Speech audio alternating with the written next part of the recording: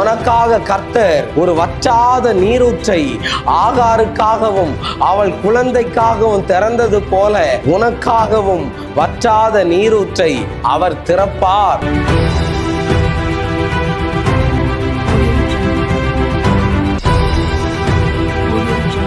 ஓ, உன் திருமண தடை இன்னைக்கு உடைவதாக. ஓ, கர்த்தர் தீர்க்க தரிசனமா சொல்றாரு. நிறைய பேருடைய சாபம் உடையுது, நிறைய பேருடைய கட்டு உடையுது.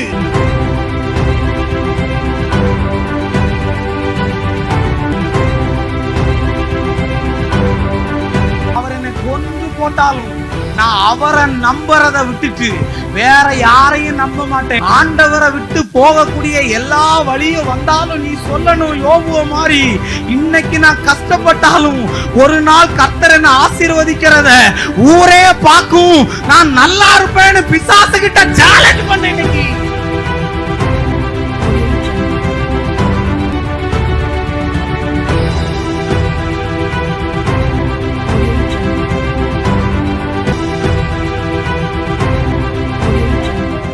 கர்த்தருக்குள் அன்பான தேவ பிள்ளைகளே, ஆண்டவரும் இரட்சகருமாகிய இயேசுவின் நாமத்தில் உங்களுக்கு என் அன்பின் வாழ்த்துதலை தெரிவிக்கிறேன். இந்த நல்ல நாளிலேயும் யோபு 2வது அதிகாரம் அதனுடைய பின்பகுதியை வாசிக்கிறேன். முகாந்தரம் இல்லாமல் அவனை நிர்மூலமாக்கும்படி நீ என்னை ஏவின போதிலும் அவன் இன்னும் தன் உத்தமத்திலே உறுதியாய் நிற்கிறான் என்று எழுதியிருக்கிறது. இன்னைக்கு என் மெசேஜோடைய தலைப்பு என்ன தெரியுமா? காரணமே தெரியல பிரதர், இதெல்லாம் ஏன் நடக்குது, இதெல்லாம் ஏன் நடந்துச்சு, இனி என்னதெல்லாம் நடக்க போகுதோன்னு இந்த 3 காரியங்களின் மத்தியில திகைத்து போய் நிற்கலாம். இன்னைக்கு உங்களை பார்த்து நான் ஒரு சில காரியத்தை சொல்றேன். தேவ பிள்ளைகளே, ஆண்டவராகிய தேவன்கிட்ட பிசாசு முகாந்தரம் இல்லாம ஆண்டவர்கிட்ட உத்தரவு வாங்கிட்டு அவனை சோதிக்கிறதுக்காக போகிறான். ஆண்டவர் என்ன சொன்னார் பாருங்க, நீ முகாந்தரம் இல்லாம என்னை ஏவின போதிலும் அவன் இன்னும் உத்தமத்தோட தான் நிற்கிறான் அப்படின்னு. பிசாசுக்கு காரணம் எல்லாம் தேவையில்லைங்க. உங்களை சோதிக்கிறதுக்கும் உங்களை உடைக்கிறதுக்கும் உங்களை கஷ்டப்படுத்துறதுக்கும் தேவன் ஒரு காரியத்தை உன் வாழ்க்கையில செஞ்சார்னா அதுக்கு ஒரு முகாந்தரம் இருக்கும். ஆனா பிசாசு உன் வாழ்க்கையில ஒரு காரியத்தை செய்யணும்னா முகாந்தரமே தேவையில்லை. யோபு சன்மார்க்கனும் உண்மை உள்ளவனும் பொல்லாப்புக்கு பயந்து வாழ்கிறவனுமா இருந்தான்.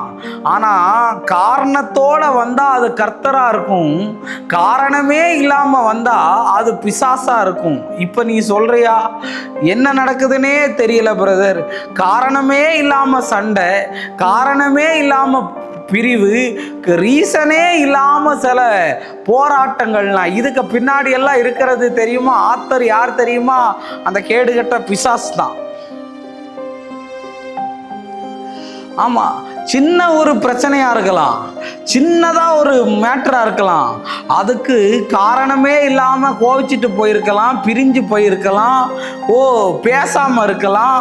இப்படி நிறைய காரியங்க இருக்கு. காரணமே இல்லாமல் ஏவனா கூட யோபு உத்தமத்துல நின்ன மாதிரி, நான் காரணமே இல்லை கஷ்டப்படுறேன், காரணமே தெரியல வேதனைப்படுறேன்னு நினைக்காத. அவனுக்கு தெரியும், நான் அவனுக்கு காரணம். உன் வாழ்க்கையில் வேலை செய்யறதுக்கு காரணத்தோடையெல்லாம் அவன் வரணும்னு அவசியம் இல்லை. காரணம் இல்லாமல் கூட அவன் மோதுவான். காரணம் இல்லாமல் இப்போ நீ ஒரு காரில் போயிட்டு இருக்கிற, எதுக்க வர்றவன் காரும் உனக்கு பழக்கம் இருக்காது, அவனும் பழக்கம் இருக்காது. ஆனால் அவன் மோதிட்டானா என்ன பண்ணுவ? நீ ஏன் காரணத்தோட மோதன, காரணம் இல்லாமல் மோதிட்டேன்னு தானே சொல்லுவான். ஆனால் சேதாரம் இருக்கும். தேவ பிள்ளைகளே, அவன் காரணத்தோட ஒரு காரியத்தை செய்தால் அதற்குள்ளே கர்த்தர் இருப்பார். காரணமில்லாமல் ஒரு காரியத்தை செய்தால் அதுக்குள்ளே பிசாசு தான் இருப்பான். ஆனால் நான் இன்னைக்கு உங்ககிட்ட சொல்ல வரேன், ரெண்டையும் உனக்கு சாதகமாக தேவன் மாற பண்ண முடியும். அல்லேலூயா.